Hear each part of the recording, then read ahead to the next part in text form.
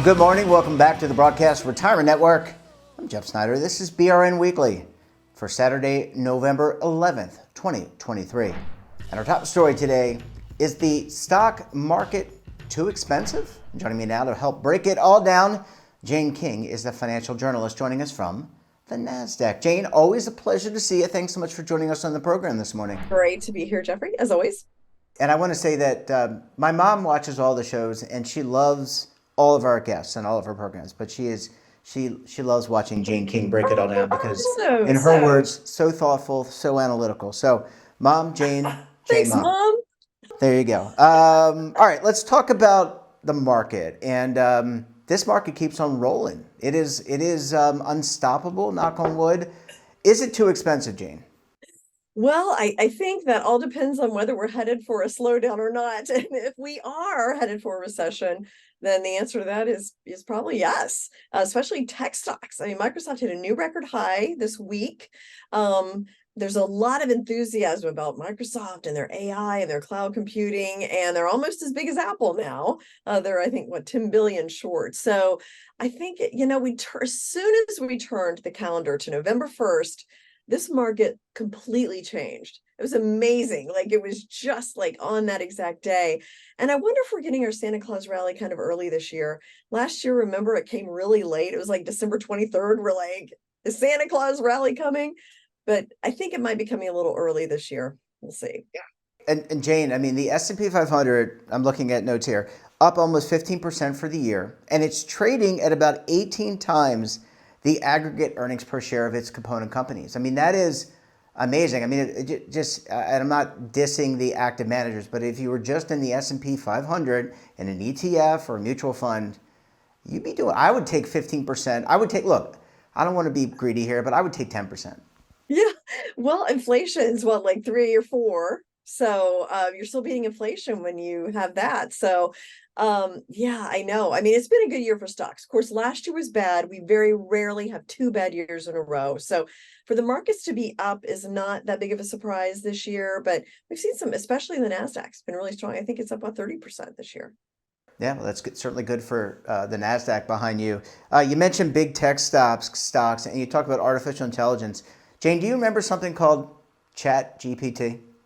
I do.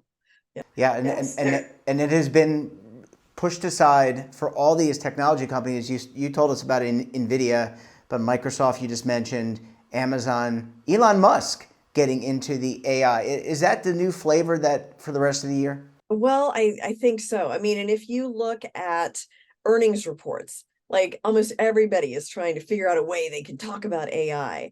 And I was talking to a manager of a fund that invests in unicorns, so companies pre-IPO but worth $1 billion. And she said everybody's asking them, what's your AI strategy? What are you doing? What's AI?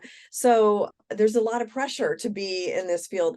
Sometimes could be a top, but the more people I talk to about AI, it seems like a long-term game changer. Maybe we're at a temporary top, but not just the generative AI like ChatGPT, but what it can do for data analysis for pharmaceuticals, for example, or it's being used everywhere, education, all kinds of things. So it feels like AI is here to stay. We're using it and probably don't even realize it. Yeah, I was just watching. I was on a flight to the Spark conference over the weekend. I watched Indiana Jones and the Dial of Destiny. They had a de-aged Harrison Ford. I think he looks pretty good, by the way, for being 80. But that's a whole nother issue. So they de-aged him. They had AI go through and find clips of him from the other movies and then layered it on his. And it looked pretty real. It's pretty amazing. That is very interesting. Well, I just watched a movie called The Marsh King's Daughter. So we happen to know the person who directed it, and it's an Australian actor. And he starts out young in the movie and then comes back older. But the older one is where the guy is today. So he didn't say they used AI, but he said they used a lot of technology to make him look younger. So I wonder if it was AI. It's really interesting. It is amazing. Forget the practical effects. It looks like that technology is here to stay. Jane, always a pleasure chatting with you. Thanks for the breakdown. Mom, say hello to Jane. Bye, Mom. Jane, Bye, great to Mom. see you. Thanks so much for joining us, and we look forward to catching up with you again next week. Bye. Thanks, Jane. Great to see you. Thanks for sharing your perspective. And when we come back, we'll take a look at some of our best segments for the week. You're going to want to stay tuned right here on BRN Weekly.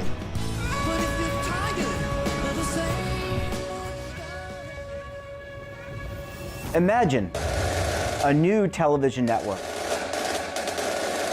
that will make you richer, healthier, and in control of your financial future.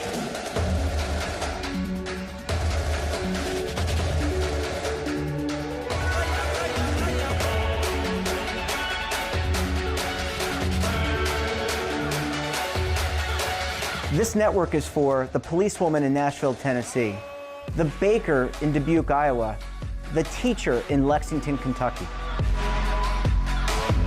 We want to make the idea of savings and retirement culturally relevant.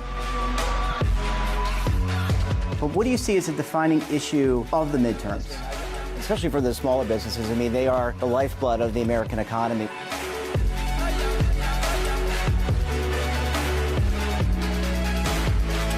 Featuring exclusive interviews, current affairs, and docuseries. 33 years old, you retired early. The philosophy is money only matters if it helps you live a life that you love. But you got to start thinking about retirement as soon as you get in. The Broadcast Retirement Network will drive very high engagement with premium partnerships. So this isn't retirement and savings for your parents or grandparents. This is for all Americans. And we're going to change the way you think about money.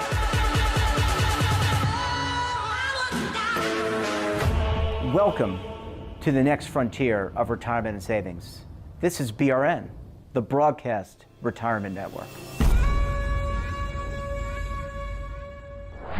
Welcome back. It was a great week of great guests, of course, great topics. We kicked off the week with a look at traveling after a breakup. Let's take a look.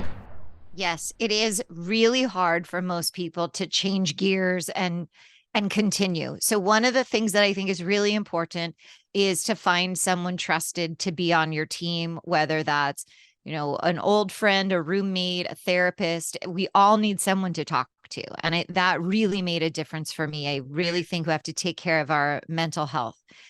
But one of the things that people always say to me is, oh, you lived on a cruise ship. Of course, you've been far away. So one of my tips is to start small.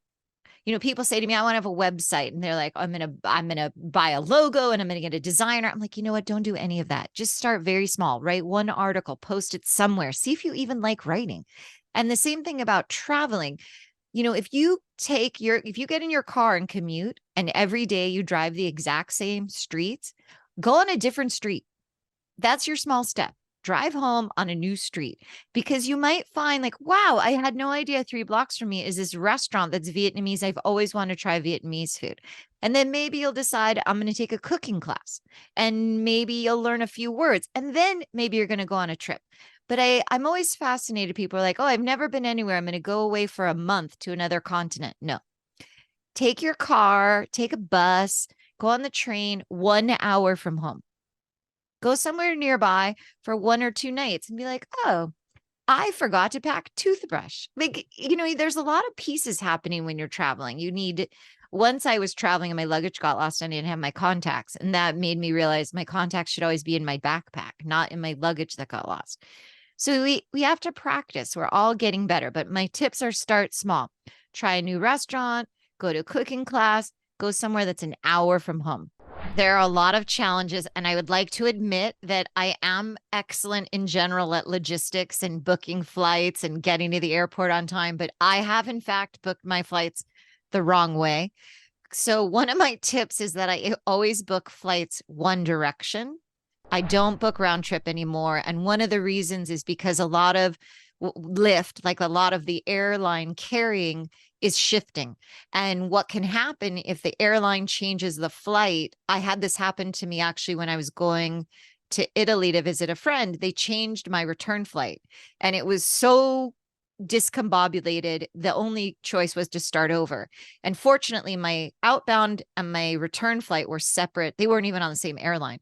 So when that fell apart, I didn't lose my flight over, which I really liked. So I recommend booking one way. If you're booking the whole family, sometimes it's much easier to book round trip. Years ago, round trips were cheaper. It's not true anymore. So I use a service like booking.com. They also have flights now. Another favorite of mine is Kiwi. So KIWI.com. So I look and I see who has the best flight. Can I go direct? What is the price? And then I usually go direct to the airline to book.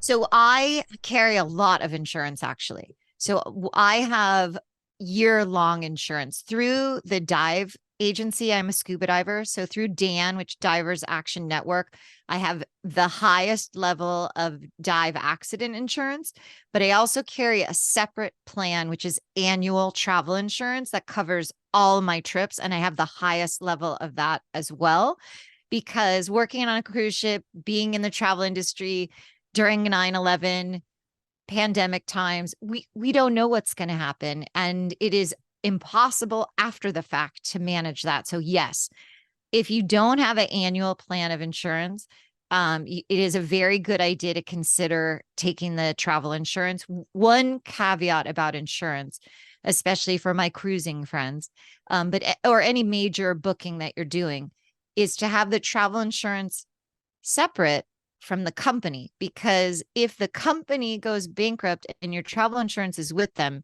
that will make it very challenging for you. And I know there's insurance marketplaces, which is maybe a topic you've covered before, but you can look around because different insurance carriers the travel insurance is generally based on how expensive is your trip. I think what you're referring to is comes up in the actual buying the booking of the airline ticket, there's insurance. But I am a fan of insurance because when things go wrong, you want someone to help you manage all the costs. And if you need to be airlifted home, it's very expensive. I've worked as a travel agent before, and the thing that is true is you cannot VIP yourself. So a travel agent can sometimes people say it's a similar fare. It might be similar, but they may be able to get you an automatic upgrade, free breakfast. And as you mentioned, when things go wrong, it's really nice to have someone else be able to help you put your trip or your flight back together. So there are ways to travel either with a group or with an agent and get some special VIP treatment. Next up, we discussed building a retirement program for the future U.S. workforce. Let's take a look. When I'm on your side of the camera, I tend to ask people, if I gave you a clean sheet of paper, if you were starting your program today, what would you put on that piece of paper? So it's very much the same thing. And again, looking at the different generations. So I've got my few baby boomers at this point that I still really want to keep.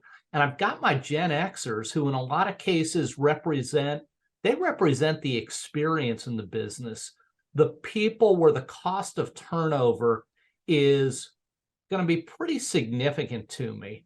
And then I've got, I guess, next in line are the millennials. And then I've got the Gen Zs who are just coming into my workforce. And we talked before the break about how they all have different needs. They have different wants. They have different behaviors. They're in different positions in their lives. They have different challenges. One of the consistencies among all of them is this whole financial thing and the whole idea of, can I at some point retire and not outlive my wealth? That's keeping them all up at night. That survey data is markedly similar among all those different generations. And I think that's really key here. So if I were building things with that blank slate, what I need to start with is I need to start with something that is flexible enough to adopt to all the different generations. I think a 401k plan or something that looks like a 401k plan is essentially a have to have. You really can't compete in the war for talent if you don't have a 401k plan, probably with a match, unless you're giving something else that is significant enough that you can say, we don't need to give you that match because here's something else we're giving you that's even better. But if you're doing that, you do need to sell it to them. But some other things that we've learned over the years, participants, employees, whatever you want to call them, they understand a chunk of money. if you can show them an account balance and allow them to watch it grow, that's something they understand. But the other thing that they want is they know that if you give them an account balance when they retire, so many of them are, okay, now I have this chunk of money. What do I do with it? So they feel the need to get lifetime income out of it. And there's really a conundrum between the two of those.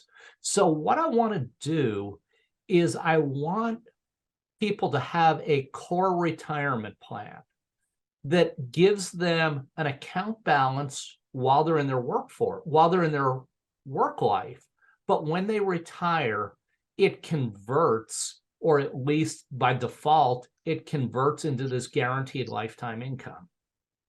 But by the same token, the guaranteed lifetime income may be plenty for them, or it might not be enough. So I want to be able to tell them, if you don't think you have enough, I'm going to let you use that other plan, that 401k plan that was just building up an account balance. I'm going to let you buy some more lifetime income with it. And the way we think you should do that is the core plan is going to be what we usually refer to as a market return cash balance plan. So it is a defined benefit plan that's based on an account balance, and that account balance grows every year with returns that you can get on some actual pool of investments. When you get to retirement, that turns into lifetime income. And if that lifetime income is less than you think you need, we want you to go and look at your 401k plan and say, am I willing to give some of that up to turn around and buy myself more lifetime income? There are other bells and whistles that you can throw into it, and we certainly recommend that they do that. But as a core plan and a supplemental plan, that's the basics of what we think is the right set of building blocks right now to get people from wherever they are today into retirement at a reasonable age. It might not, Jeff, be so much necessarily personalization by generations, but I think generations are part of it. So if we were to look at, we'll just say Gen Xers, if we were to look at two Gen Xers, they might be two people who are very similarly situated, or they might be very different. One of them might be married, another one might be unmarried. One might have kids, the other one might not have kids. One might be somebody who basically spends everything they have during their working lifetime. One might be somebody who is a natural saver. So you've got all these things going on that are different. One might be looking at a long life expectancy. One might be anticipating a short life expectancy. So this is the whole reason that we view that you have a core plan that is largely the same for everybody in your workforce, or the same for everybody in a particular segment of your workforce. But then you also have this supplemental savings plan, and that gives each individual the opportunity through their 401k to save additional money. When you look at your own personal circumstances, if you need more lifetime income, we want you to be able to use that to buy more lifetime income, and we want to do it through the plan. We don't feel that there's a need to go out and buy an annuity from somebody else. If you get it through the qualified plan, you're doing it on what we call an actuarial equivalent basis, which means there's no middleman. You're getting it at a fair price. So we want you to be able to do that through the plan. But when you do it, if you are the person that needs a lot more, you're taking this benefit program that we've built for you and you're personalizing it for yourself. We don't know your needs as an individual, but you know your needs, or at least we hope you know your needs. And so we're giving you the facility with which to take what we've given you, plus the other opportunities we've given you, and to take that and personalize it for yourself. And I think the messaging behind that can be really strong, because if we tell you, we're giving you something here, we are providing a core benefit for you. But in addition to that, we know that your circumstances and my circumstances might be very different. And we're going to let you take that supplemental amount and do with it what you think is right for you. Communicated properly, that's a really, really powerful message, I think. We're building a benefit that you can mold around your own needs, not around the needs of the person in the desk next to you, if you have a desk, or the person on the other end of the Zoom call if you do everything virtually. From an employer standpoint, it's so much about workforce management. It's about attracting employees. It's about retaining employees. But one of the other things that it's about is, if you have employees and you've done a really good job of retaining them, but you can't get them out of the workforce at some point in time, you've got a real workforce management problem. So if I'm in management and you can't get rid of me at any point because I can't afford to retire, you can't take a younger person and move them into management because there's just no spot for them. So you have a real upward mobility challenge. And all of these, the attraction, the retention, and the upward mobility, when an employer fails at any of them, I think it's a big failure, and it's an expensive failure. When you lose that young talent early on and they go to a competitor, you've trained them, but you've trained them for somebody else, and that's got to be the wrong message. From an employee standpoint, well, you'd love to go to a company that you want to be with. And among the things that employees are really asking for, they want to be in a culture that works for them.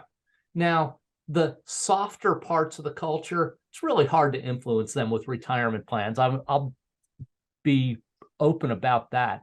I can't make you love work because you have a great retirement plan.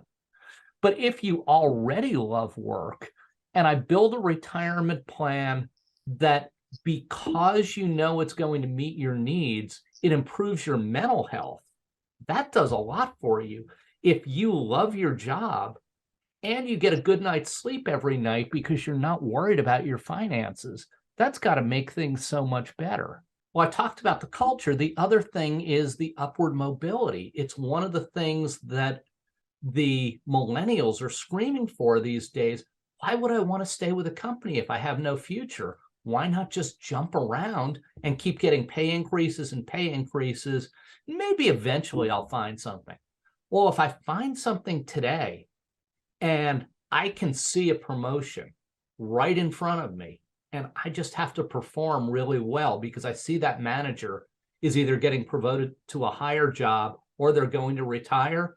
And then when I move up into that role, I see another promotion on the horizon, and there's lots of opportunity for me. You don't see it in the news broadcasts all the time because it's not quite as sensational as people jumping around. But I think the person who says, I've got a great future here and I can do it at this company in this place, and I don't have to move my family all over the place, and I've got a level of stability, I think that really works for people regardless of the generation.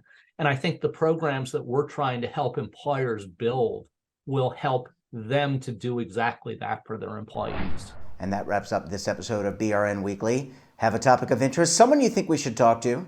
Drop us a line, and don't forget, for all the latest curated news in lifestyle, wellness, finance, tech, so much more all in one place, check out today's edition of our daily newsletter, The Morning Post. Want to search our archives, check out our latest content? Well, then visit our website. We're back again tomorrow with another edition of BRN Sunday.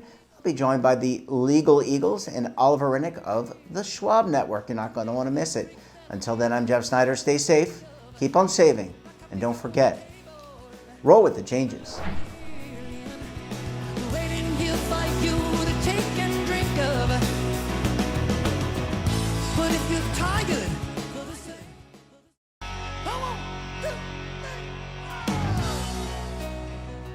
Now is your opportunity to co-create content around any topic on the First Lifestyle and Wellness Network. Reach a global audience through our platform and co-own exclusive branded content. All of our programs are available on demand and also as audio-only podcasts, so you can take us on the go. Broadcast Retirement Network, available anytime, anywhere, and on any device.